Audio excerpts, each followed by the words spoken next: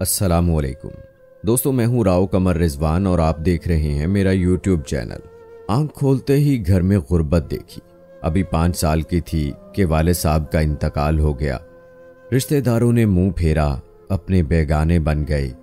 والدین کی اکلوتی اولاد تھی، مگر ہوش سنبھالتے ہی مفلسی کے احساس نے مجھ کو کملا دیا۔ وقت سے پہلے ہی بڑی لگنے لگی۔ سنجیدہ سوچوں نے بچپن کا لاؤبالی پن چھین لیا تھا۔ والد صاحب کے انتقال کے بعد آمدنی کا کوئی ذریعہ نہ تھا۔ جمع پونجی ان کی بیماری پر خرچ ہو گئی تھی۔ امی نے مجھ ننھی سی جان کو پالنا تھا۔ وہ لوگوں کے کپڑے سی کر میری پرورش کرنے لگیں۔ والد صاحب ورثے میں صرف ایک مکان چھوڑ گئے تھے جس میں ہم لوگ رہتے تھے۔ امی جان نے سخت محنت کی اور مجھ کو پروان چڑھایا، BA تک تعلیم دلوائی اور ہر ممکن خواہش پوری کی۔ جب میں نے BA کر لیا تو امی جان سے کہا کہ اب آپ لوگوں کے کپڑے نہ سیا کریں، میں سروس کروں گی، آپ اب آرام کریں۔ بیٹی، میں نے تم کو تعلیم اس لیے نہیں دلوائی کہ تم نوکری کرو، میں چاہتی تھی کہ تم تعلیم یافتہ ہو جاؤ تاکہ تمہارے اچھے رشتے آئیں۔ میری اب ایک ہی خواہش ہے کہ تمہارے ہاتھ پیلے کر دوں۔ میں نے تیرے جہیز کے لیے کچھ رقم اکٹھی کر رکھی ہے، ایک مسحری، 2-4 برتن اور چند جوڑے کپڑے تو دے ہی سکتی ہوں۔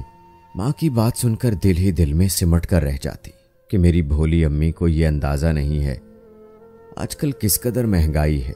جو رقم انہوں نے اکٹھی کر رکھی تھی اس میں تو شادی کا ایک بنارسی جوڑا بھی مشکل سے خریدا جا سکتا تھا۔ ایک دن میری خالہ اپنے بیٹے احسن کا رشتہ لائیں۔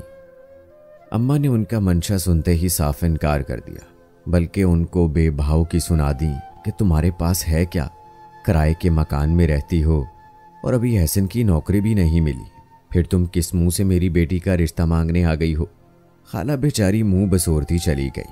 ان کے جانے کے بعد میں نے امی سے کہا، ماں، آپ کی وہ سگی بہن ہے، آپ نے ان کو یوں دھتکارا جیسے غربت کوڑ کا مرض ہو۔ احسن بہت شریف اور اچھا لڑکا ہے، بس غربت ہے۔ مگر یہ بھی تو سوچئے کہ جہیز کا کوئی مسئلہ نہیں ہوگا اور لوگ تو جہیز مانگتے ہیں، نہ مانگے جہیز۔ مگر میں ان کو تمہارے قابل نہیں سمجھتی۔ بیٹی، یہ تیرے سوچنے کی باتیں نہیں ہیں، میں تیری ماں ہوں، تیرے لیے بہتر سوچ سکتی ہوں۔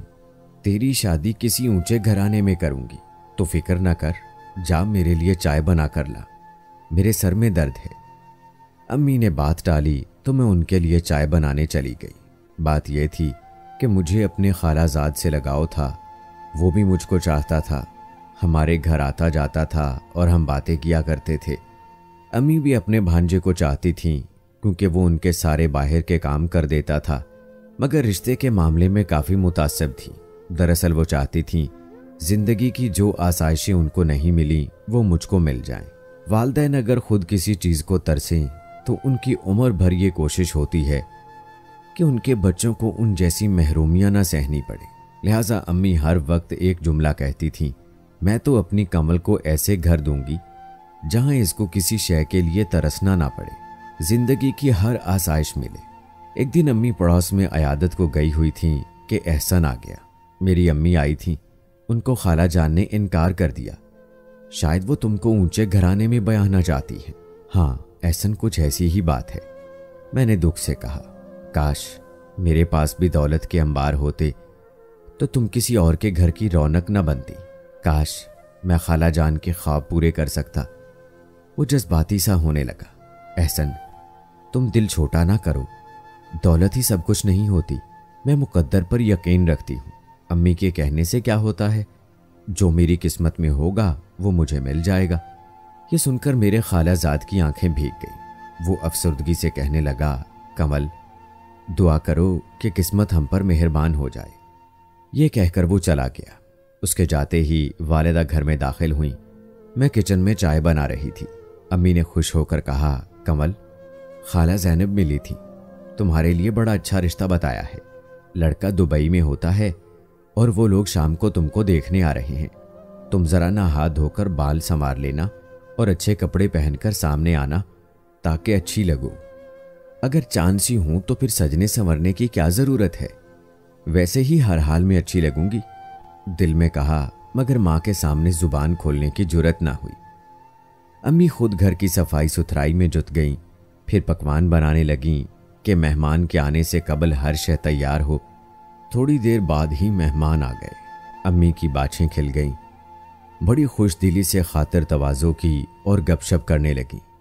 پھر مجھے اشارہ کیا، سامنے آ جاؤ۔ میں نے امی کی ہدایت کے مطابق خود کو تیار کیا تھا۔ ان کی پسند کا گلابی رنگ کا جوڑا پہن لیا تھا۔ یوں بھی اچھی صورت پائی تھی، خود کو آئینے میں دیکھا، اچھی لگ رہی تھی، مگر آنکھیں اداس تھیں کہ دل کا حال تو آنکھوں میں جھلک رہا تھا۔ عورتوں نے گہری نظروں سے جائزہ لیا۔ والدہ کے حکم پر میں نے تینوں خواتین کو چائے بنا کر دی۔ اس دوران ان کی نگاہیں میرے چہرے پر مرکوز رہیں۔ پھر انہوں نے کہا، آپ کی بیٹی ہم کو بہت پسند آئی۔ امی ہر صورت یہاں رشتہ کرنا چاہتی تھیں، مگر جب لڑکے والے بات پکی کرنے آئے تو انہوں نے جہیز کی لسٹ پکڑا دی، جس میں رنگین T V, VCR, fridge اور دیگر بہت سی قیمتی اشیاء شامل تھی۔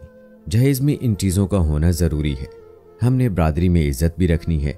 بغیر جہیز خوبصورت بہو کی کوئی اہمیت نہیں ہوتی۔ یہ سن کر امی جان سکتے میں آ گئی۔ وہ روحانسی ہو کر بولیں، آپ کو معلوم ہے کہ کمل کا باپ اور بھائی نہیں ہے، سر پر ماموں چاچا کا بھی ہاتھ نہیں کہ وہ یہ مطالبات پورے کر دیں۔ میں بیوہ عورت اتنا جہیز کیسے دے سکتی ہوں؟ میری بیٹی خوبصورت اور تعلیم یافتہ تو ہے۔ لڑکے کی ماں کی تیوری پر بل پڑ گئے۔ بولیں، اگر آپ کو ہماری شرائط منظور نہیں ہیں تو ٹھیک ہے، ہم چلتے ہیں، ہمارے بیٹے کو لڑکیوں کی کوئی کمی نہیں ہے۔ یہ کہتے ہوئے انہوں نے اپنا پرس اٹھایا اور خدا حافظ کہہ کر چلی گئی۔ امی بس بت بنی ان کا منہ دیکھتی رہ گئی۔ کچھ دن سوگوار رہیں، پھر خالہ زینب ایک روز آئیں۔ اس بار وہ ایک اچھا رشتہ لائی تھی۔ امی خوش ہو گئیں، چہک کر مجھ سے کہا، دیکھا بیٹی، میں نہ کہتی تھی کہ اس دنیا میں اچھے لوگوں کی کمی نہیں، خدا کے گھر دیر ہے مگر اندھیر نہیں۔ اس بار لڑکا اور اس کے گھر والے مجھ کو دیکھنے نہیں آئے، بلکہ انہوں نے امی کو بلا لیا کہ آپ ہمارے گھر آ کر لڑکا دیکھ جائیں۔ وہ لڑکا کیا تھا، 50 سال کا بوڑھا تھا اور رنڈوا بھی تھا۔ امی نے اس کی صورت دیکھ کر ہی انکار کر دیا۔ اب پھر رشتوں کی تلاش ہوئی، غرض کچھ اور بھی رشتے دیکھے، مگر سبھی آئے اور چلے گئے۔ تب کہیں جا کر امی جان کو سمجھ میں یہ بات آ گئی کہ جہیز کے بغیر بیٹی کی شادی اچھے گھر میں ناممکن ہے۔ ایک دن بہت سوچ کے بعد گویا ہوئیں، بیٹی کمل، اگر تم ملازمت کرنا چاہتی ہو تو کر لو، میری طرف سے اجازت ہے۔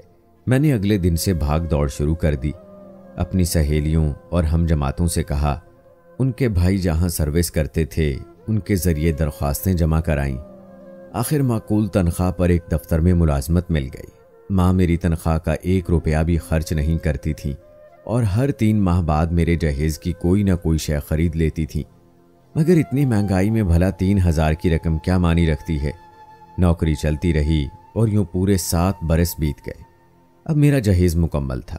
T V, VCR, fridge, صوفے، پردے، dinner set, water set, kitchen کا تمام سامان، استری، غرض ہر شے ضرورت کی ماں نے خرید لی تھی۔ اب میں پورے 30 برس کی ہو چکی تھی۔ مسلسل نوکری کی تھکن سے میرا رنگ روپ اجڑ گیا تھا اور ایک مرجھائے ہوئے پھول کی طرح میں 35 سے کم کی نہیں لگتی تھی۔ خالہ زینب تو رشتے دکھاتے دکھاتے تھک چکی تھیں اور بیمار پڑی تھیں۔ ماں نے 1-2 اور رشتے والیوں سے بات کی، تبھی ایک بہت اچھا رشتہ آ گیا۔ لڑکا بینک مینیجر تھا۔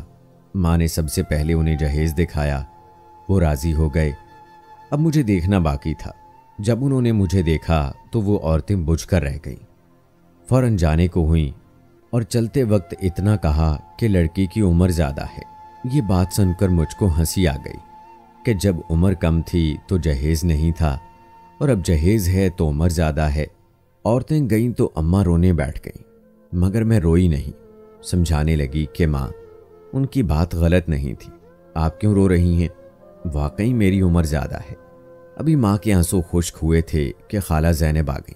بیچاری بیماری کے باوجود کس طرح آ گئی تھیں کہ ایک اچھا رشتہ تھا۔ وہ لوگ بھی ساتھ آئے تھے۔ امی نے ان کو اندر بٹھایا اور مجھ کو چائے لانے کو کہا۔ جانے مجھ کو یکدم کیا ہوا کہ میرا سر گھوم گیا۔ کبھی ماں کے آگے نہ بولی تھی، کبھی ان کی حکم عدولی نہیں کی تھی، مگر اس بار پیمانہ صبر لبریز ہو گیا اور ان کے سامنے جانے سے صاف انکار کر دیا۔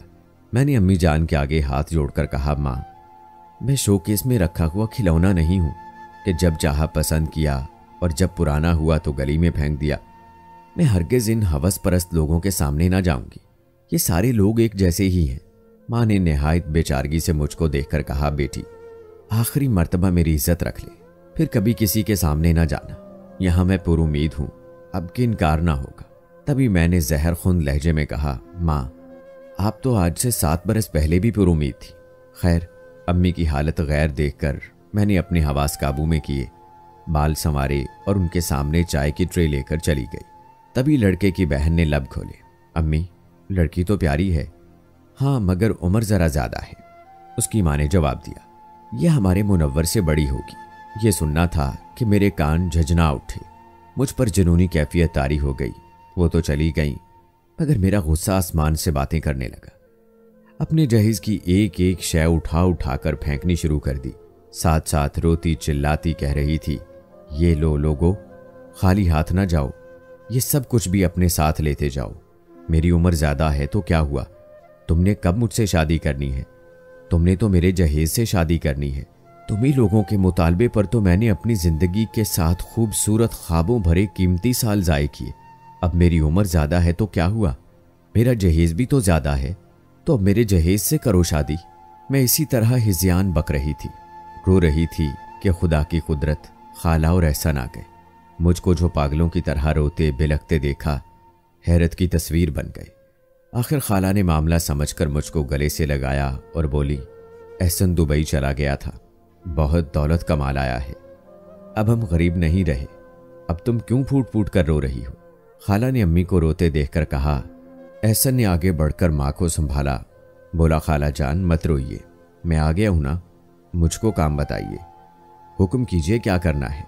मैंने कमल की शादी करनी है और इसका कोई मौजूद रिश्ता नहीं मिल रहा है। बेटे इसीलिए रो रही हूँ, क्या मैं आपकी आरजू पूरी नहीं कर सकता? खाला जान अब तो मैंने रुपया कमा लिया है, क्या अब भी आप मुझको कमल के काबिल नहीं समझती? तभी अम्मी जान ने आगे बढ़कर उसकी पेशानी चूम ली और कहा, बेटे मुझे माफ़ कर दो, मैंने तुम पर और कमल पर बड़ा जुल्म किया है, मगर जोड़े आसमान पर बनते हैं। शायद कमल की किस्मत में तुम ही थे। ये सुनकर खाला का चेहरा खिल गया।